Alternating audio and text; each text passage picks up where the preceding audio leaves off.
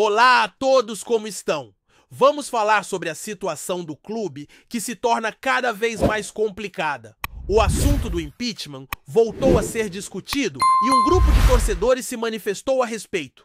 Também abordaremos o jogo pela Sul-Americana, que será contra um adversário significativo crucial para o clube que almeja avançar na competição. Portanto, fiquem ligados, pois nesta terça-feira teremos o time em ação. Começaremos com as boas novas. O clube está entrando em seu terceiro jogo sob a orientação de um novo técnico e prever a escalação tem se mostrado desafiador. Tenho acompanhado as principais fontes em busca de informações, mas é difícil ter certeza, pois existem algumas confirmações limitadas, como a ausência de certos jogadores. Alguns atletas não estarão disponíveis enquanto outros estão voltando. Assim como ele pode configurar a equipe A, verdade é que não existe uma resposta definitiva, pois ele pode optar por manter o esquema utilizado em sua estreia, preservando alguns jogadores e priorizando outra competição, ou pode escolher seguir com 2 jogos poupando para concentrar-se em desafios mais relevantes que estão por vir. O confronto pela Sul-Americana é extremamente desafiador, pois se o clube não vencer a classificação se tornará uma missão quase impossível. Estamos tratando de um torneio onde somente o primeiro avança. O líder atual do grupo já derrotou o clube em casa. Mesmo que o clube vença o próximo adversário, a equipe líder jogará em breve contra um rival que ainda não conseguiu vencer. Essa partida ocorrerá fora de casa, e caso o líder não obtenha um bom resultado, seja por um empate ou uma derrota, isso poderá abrir uma oportunidade. Nesta terça-feira, o time líder enfrentará um adversário que não teve sucesso em suas partidas até agora. Se a equipe líder não conseguir um resultado positivo, isso poderá facilitar a situação do clube, que alcançaria a marca de 7 pontos, igualando-se ao líder atual. O adversário já foi superado anteriormente e isso fez com que o clube não conseguisse pontuar. Portanto, garantir uma vitória é fundamental para manter a busca pela liderança, assegurando assim uma vaga direta nas oitavas de final. Se a vitória não acontecer, a situação poderá se complicar, já que ainda restarão 3 jogos, dos quais 2 serão fora de casa, onde o clube precisará vencer e, ao mesmo tempo, depender de resultados de outras equipes. Afirmei isso porque, de acordo com as observações, a Sul-Americana, pelo menos sob a direção de um técnico, foi vista como uma competição de menor importância em relação ao Campeonato Brasileiro. Havia uma clara preocupação e um certo temor, uma vez que no ano anterior a equipe esteve perto da zona de rebaixamento por um longo período. O objetivo era evitar repetir essa situação. Quando o time foi eliminado na fase preliminar da Libertadores, a atenção não se voltou para a Sul-Americana, o que ficou bastante evidente. Com a chegada de um novo treinador, a situação se torna um tanto incerta, já que ele possui um perfil que valoriza competições desse tipo e tende a usar o elenco de forma rotativa. Ele atua jogo a jogo, gerenciando a condição física dos jogadores, avaliando quem está em melhor forma e elaborando estratégias para partidas futuras, como os encontros contra uma equipe do Sul e uma colombiana. Por isso, não acredito que ele escalhe a equipe titular por completo. E afinal, qual seria a formação titular nesse momento? Considerando isso, temos um goleiro e nas laterais imagino um atleta e outro que fazem parte do esquema inicial. Na linha defensiva, a dupla esperada é formada por 2 zagueiros, pois um deles está indisponível e outro também não pode participar devido a uma suspensão.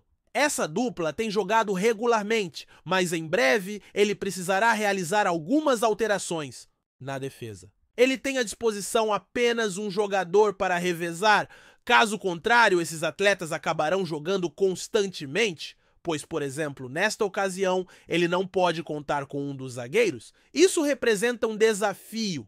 Aqui estamos discutindo as opções do elenco e como ele pode fazer uma rotação maior.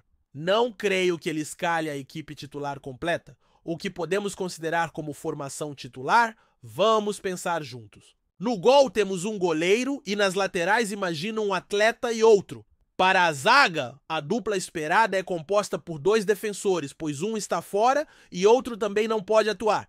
Essa dupla de zagueiros tem jogado com frequência, mas logo ele precisará fazer algumas modificações na defesa. No setor de meio de campo, acredito que os atletas principais sejam Ranieri e Carrilho, porém surgem algumas dúvidas. Ele poderá optar por escalar Martins Maicon ou Bidon, uma vez que tem mudado a formação entre esses jogadores. Não podemos esquecer de Charles e Alex Santana, mas para a formação titular, Ranieri e Carrilho parecem ser os preferidos. Algumas posições também estão indefinidas dependendo do esquema que ele decidir implementar. Será que Romero jogará pela esquerda ou Thales Magno será o responsável por articular o ataque? Na frente temos Memphis e Yuri Alberto como os atacantes principais, mas a incerteza paira sobre a possibilidade de ele manter Memphis e Yuri juntos em 2 jogos seguidos, ou se dará a chance a Héctor Hernandes ou até a Thales Magno como fez recentemente em uma competição? É de fato desafiador prever, considerando que ele é um treinador que está começando e enfatizou a importância da rotação do elenco e do manejo físico neste conjunto de partidas. No entanto, este jogo é determinante. Se ele considera a Sul-Americana uma competição fundamental tanto para si quanto para o clube, e se ela representa uma parte significativa da temporada, talvez ele decida escalar uma equipe mais forte. Como você reagiria nessa circunstância? Estou ansioso para conhecer suas opiniões nos comentários. Agora, mudando um pouco de assunto, é necessário discutir uma questão que não é tão animadora, mas que se faz relevante, pois muitas ocorrências estão em andamento no Corinthians. O efeito das contas reprovadas pelo Conselho Deliberativo já era antecipado e agora parece que isso está provocando desdobramentos. Um novo pedido de impeachment foi apresentado contra o presidente, indicando que ele está enfrentando mais um momento turbulento em sua administração. A situação no Corinthians se torna um tema bastante relevante, principalmente porque já se previa que as consequências das contas reprovadas pelo Conselho Deliberativo poderiam ocasionar tais desdobramentos. O presidente se depara com um novo pedido de impeachment que foi protocolado, o que representa mais um revés político para ele dentro do clube? Um conselheiro integrante do Conselho de Orientação, composto por ex-presidentes e membros vitalícios, propôs a reprovação das contas sugestão que foi acatada pelo Conselho Deliberativo. Portanto, um membro desse conselho deu entrada em um pedido de impeachment, algo que já era esperado desde a reprovação das contas. O déficit, que subiu para quase 200 milhões de reais, alcançou 181 milhões e a dívida total está prevista para chegar a 800 milhões até o ano de 2024. É crucial observar que essa dívida total soma 2 bilhões e 500 milhões com 700 milhões referindo-se apenas ao estádio e muitos milhões apenas em juros. A administração atual defende que essa diferença de quase 200 milhões é fruto da gestão anterior e pediu a reabertura das contas aprovadas de um período recente. Assim, nos deparamos com uma disputa narrativa que é fundamental para entendermos quem realmente tem razão. O fato é que mais um pedido de impeachment foi formalizado e neste momento parece que o presidente não tem mais a mesma força de antes. Ele já contou com mais apoio em processos anteriores, onde conseguiu afastar temporariamente um membro que acabou retornando e também conseguiu, por meio de uma decisão liminar, anular uma primeira votação. Na segunda votação, que tratou da admissibilidade do processo de impeachment, a situação se complicou com os protestos de torcidas organizadas e a votação, que se prolongaria pela madrugada, foi suspensa. Até o presente momento ele conseguiu algumas manobras para evitar essa situação, mas atualmente está perdendo apoio e muitos de seus aliados. Está difícil acompanhar o número de saídas que a administração tem enfrentado nos últimos dias e a situação se torna cada vez mais delicada. A votação, que deveria se prolongar pela madrugada, foi interrompida. Até o momento, foram realizadas tentativas para contornar a situação, mas o apoio tem diminuído. Agora não se observa mais um grande número de pessoas ao lado do presidente e muitos de seus aliados se distanciaram. É complicado afirmar que diariamente, devido às diversas saídas enfrentadas pela gestão, uma nova pessoa que ocupava um cargo diretivo, alguém próximo e de confiança, está se desligando. Desde o início do seu governo, substituições ocorreram, o que enfraqueceu sua posição política. Esse é um fato que não exige valorizações. Neste momento, a principal torcida organizada do clube se posicionou declarando que, ao contrário do que ocorreu em outras situações, não se oporá a um eventual processo de impeachment. No ano anterior, essa torcida expressou sua contrariedade a tal ideia e fez o mesmo no início deste ano, especialmente em relação ao processo de admissibilidade que envolveu o clube no Campeonato Paulista. Com a necessidade de evitar o rebaixamento, a torcida se tornou favorável ao presidente defendendo seu posto. No entanto, diante dos recentes acontecimentos do enfraquecimento político, das constantes mudanças na diretoria e das contas reprovadas, a liderança da torcida e a organizada de modo geral decidiram que não se oporão a um processo no âmbito democrático, aceitando que, se houver um processo de impeachment, ele prossiga. Essa decisão representa a perda de um suporte essencial, pois essa torcida tem se manifestado e, de certa forma, conseguido organizar protestos e manifestações que se opunham ao que muitos previam para o clube naquele período. Agora essa torcida se afastou da situação atual e declarou que, caso um processo de impeachment aconteça, que siga adiante. Portanto, resta apenas aguardar. Um pedido já foi protocolado. O mundo todo estava atento ao que poderia ocorrer no clube naquele momento. A torcida se manifestou distanciando-se de toda a situação ao seu redor e afirmou que, se um processo de impeachment for instaurado, que ocorra. Neste momento, teremos que esperar. Um pedido formal já foi feito. Creio que, considerando a vontade de muitas pessoas dentro do clube, esse processo será rápido e não levará muito tempo até que haja uma votação sobre o impeachment. Esta é a minha opinião e minha análise da situação indica que será difícil para ele se esquivar dessa vez. Em ocasiões anteriores, ele conseguiu, mas agora não sei se isso será possível. Em relação ao jogador mencionado, o que se sabe é que também chegou ao fim. O clube deseja se desfazer desse atleta e já há informações mais concretas. Por exemplo, o clube está tentando negociar o jogador colocando-o à disposição no mercado. Esta é a estratégia em uso. Não se trata apenas de aceitar uma proposta. O clube vai buscar negociar e certamente enfrentará prejuízo. Perder dinheiro com esse jogador é uma certeza. É impossível evitar essa situação. Você acaba perdendo dinheiro mesmo com boas aquisições. Se você compra um carro de luxo e decide vendê-lo no final do ano, provavelmente terá uma perda de valor. A vida funciona assim. Você pode acabar perdendo dinheiro com aquisições que parecem boas.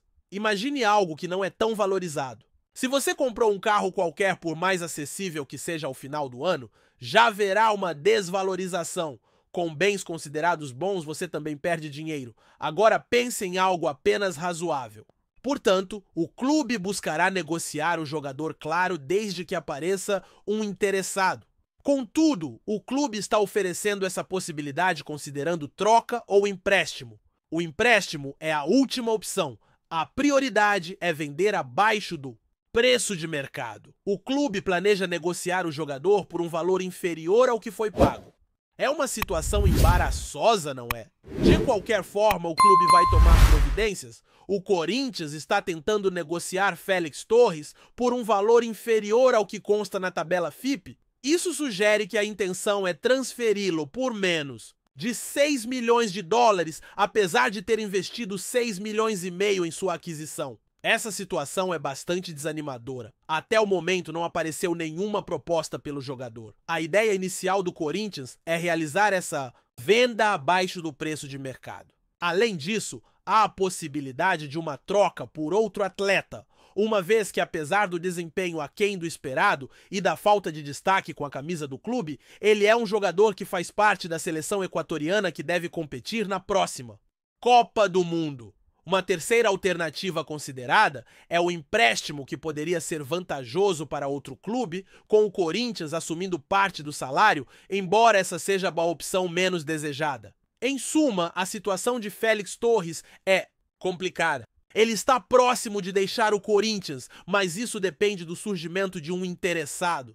É importante ressaltar que é improvável que alguém desembolse milhões de dólares por ele. O Santos Laguna, por sua vez, fez um excelente negócio, ao vendê-lo por 6 milhões e meio de dólares, realmente obtendo lucro. Essa situação pode ser associada a um meme que circula onde um mecânico menciona a necessidade de reparos. Essa analogia é pertinente no caso da venda de Félix Torres, do Santos Laguna para o Corinthians. Eles conseguiram um ótimo negócio. A ideia de aceitar um valor muito inferior, ainda assim mantendo a vantagem, parece quase irreal, mas reflete a realidade desse processo de negociação. O valor de 6,5 milhões de dólares pelo atleta aparenta ter sido um equívoco na contratação. A possibilidade de efetuar a venda de forma parcelada também foi levantada. E a ideia de que, mesmo com um preço reduzido, ainda poderia ser vantajosa é um pensamento que circula.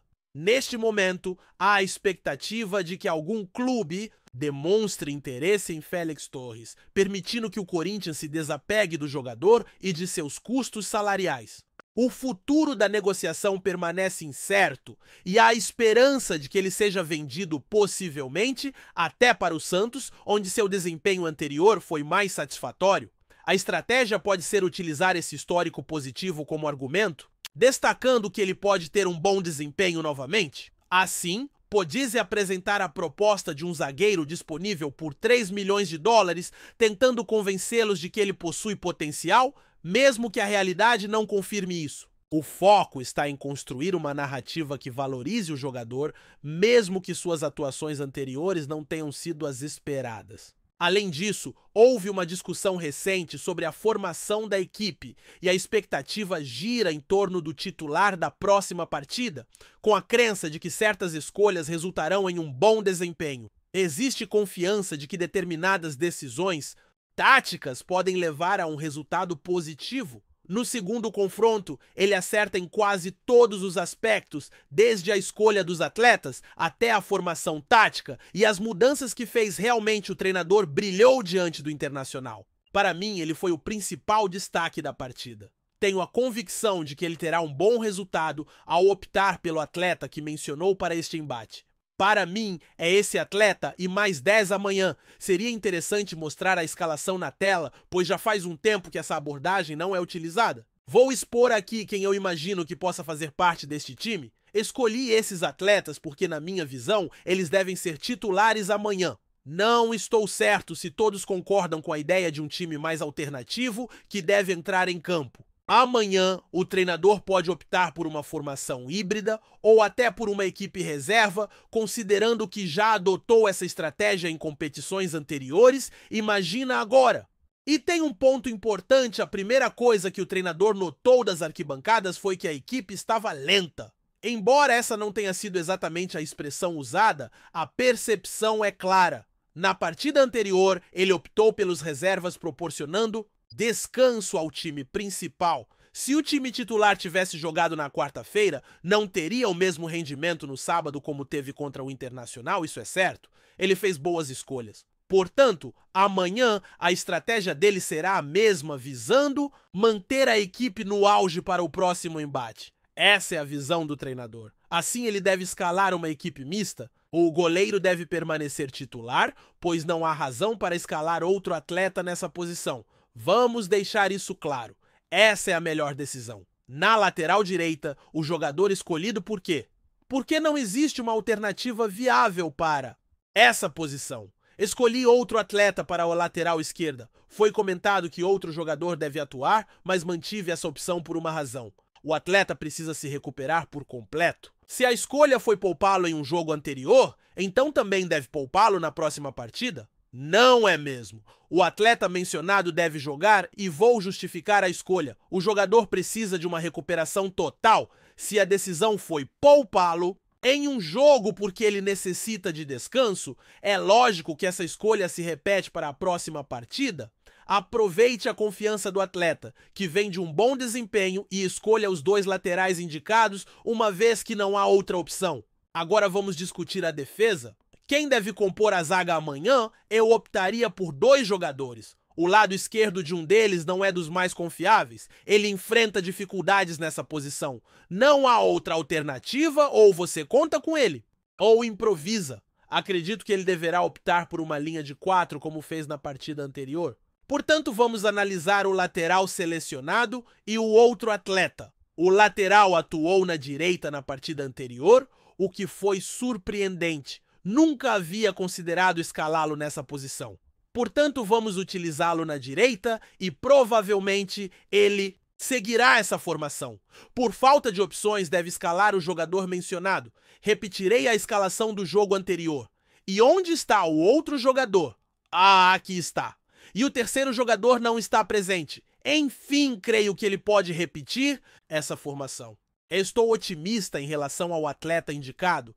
Acho que essa alteração pode ser feita. Minha expectativa é essa. Quem você acha que ele deve tirar para incluir o jogador mencionado? Vou arriscar e incluir este atleta, pois é a minha expectativa. Vejo esse jogador em campo. Ele tem a capacidade de fazer isso. Minha expectativa é que ele coloque o Coronado em campo. Não sei quem deixará a posição, mas vou sugerir a entrada do Coronado, pois tenho fé de que ele pode ser decisivo. Vamos observar como ficará essa formação. O Félix está suspenso, então será Tioca e outro atleta. Este time é bastante competitivo para enfrentar o América em casa. Com Thales Magno e Héctor Hernandes, creio que essa equipe está à altura do desafio. O retorno de um atacante que tem se destacado no futebol da Arábia Saudita está sendo considerado ele um dos principais goleadores de seu time.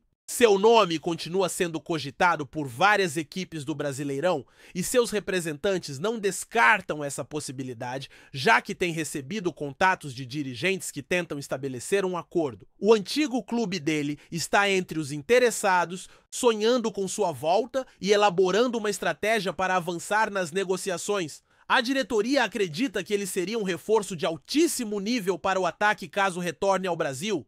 Para facilitar esse acordo, a equipe planejou quitar pendências financeiras relacionadas à sua primeira passagem, uma vez que existia uma dívida considerável. Recentemente foi decidido que esses valores seriam pagos através da Confederação Brasileira de Futebol, utilizando a Câmara Nacional de Resolução de Disputas. O que você pensa sobre essa situação? Seria uma contratação vantajosa? O clube realmente precisa de um atleta veloz pelas laterais. Qual a sua visão sobre isso? E quanto à situação financeira da equipe que está com várias dívidas e não tem conseguido cumprir compromissos? Compartilhe suas reflexões. Antes de prosseguirmos, te pedimos que deixe seu like e já se inscreva no canal para não perder nenhuma novidade exclusiva do Corinthians continuando. Cássio, ídolo incontestável do Corinthians e um dos maiores goleiros da história do clube, fez uma revelação que pegou os fãs de surpresa. Em uma entrevista recente, o jogador confessou que sente arrependimento por ter deixado o Timão, uma decisão que marcou um capítulo importante da sua carreira. A declaração, que gerou grande repercussão, veio após o goleiro falar abertamente sobre os motivos que o levaram a essa escolha e os sentimentos que surgiram desde sua saída. Cássio, que conquistou inúmeros títulos com o Corinthians, incluindo a histórica Libertadores de 2012, a Copa do Mundo de Clubes no mesmo ano e vários campeonatos paulistas e brasileiros, sempre foi muito querido pela torcida. Sua saída, que parecia ser uma decisão natural após tantos anos de serviço, acabou gerando uma série de especulações nos bastidores. A contratação de novos goleiros e a mudança na estrutura do time, aliada a uma fase de renovação, fez com que o goleiro decidisse seguir novos caminhos. No entanto, à medida que o tempo passou, Cássio começou a refletir sobre os rumos que sua carreira tomou e os sentimentos de saudade e arrependimento começaram a surgir. Durante a entrevista, Cássio explicou que, embora o desejo de novos desafios fosse forte, ele nunca imaginou que sentiria tanta falta do ambiente do Corinthians e da torcida que sempre o apoiou incondicionalmente. Para ele, o Corinthians sempre foi mais do que um simples clube, era uma extensão de sua vida, um lugar onde ele conquistou seus maiores feitos e viveu momentos de glória. Com o tempo, percebeu que a decisão de sair foi precipitada, e isso gerou uma sensação de vazio difícil de ser preenchido. O goleiro também destacou a falta de reconhecimento por parte de alguns torcedores que, com sua saída, começaram a questionar suas qualidades e história no clube. A ansiedade e o desejo de seguir em frente acabaram obscurecendo o carinho que ele sempre teve pelo Corinthians. Segundo Cássio, se pudesse voltar atrás, teria dado mais atenção ao que realmente importava naquele momento: sua relação com o clube e com os fãs, Além de refletir melhor sobre o legado que estava construindo, o arrependimento de Cássio revela uma faceta humana do jogador que, até então, era vista apenas através das lentes de um atleta vencedor e determinado. Ele também reconheceu que as coisas poderiam ter sido diferentes se tivesse dado mais tempo ao processo de transição do clube, ao invés de se apressar em partir. Hoje, Cássio mantém a esperança de que sua história com o Corinthians não termine de forma amarga e que um dia possa retornar ao clube para contribuir de outras maneiras, seja como parte da comissão técnica ou até mesmo em outra função que o mantenha perto dos apaixonados pelo Timão. A revelação de Cássio deixa claro que o futebol, mais do que um jogo, é uma trama de emoções e escolhas, muitas das quais se tornam irreversíveis com o passar do tempo. Agora, resta aos fãs do Corinthians esperar ansiosos para ver se um possível retorno será viável. E se com isso, Cássio conseguirá resgatar a história de amor que ele sente ter perdido. A relação entre jogador e clube é algo complexo e, no caso de Cássio, marcada por muitos altos e baixos. O que se sabe é que, para ele, o Corinthians sempre será parte fundamental da sua vida. Apresentamos as últimas notícias do Corinthians diariamente. Inscreva-se no nosso canal e deixe o seu like para continuar recebendo informações exclusivas. Não se esqueça de compartilhar a sua opinião sobre essa notícia nos comentários, pois sua participação é crucial para o Corinthians. Até o próximo vídeo, fiel!